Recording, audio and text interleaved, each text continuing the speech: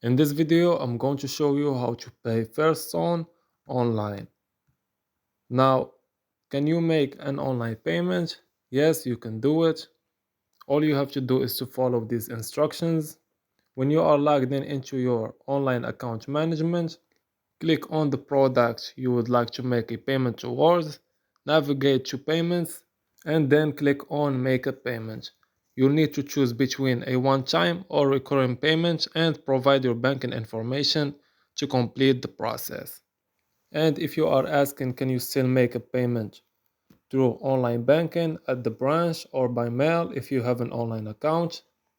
Yes, you can still make loan payments through your online banking using Fairstone loan as the payee at your branch or by mail. If sending a payment by mail, write your account number on the check or money order and make it payable to Fairstone. One thing is to ensure you mail your payment 3 or 5 days in advance of the due date to avoid a late payment.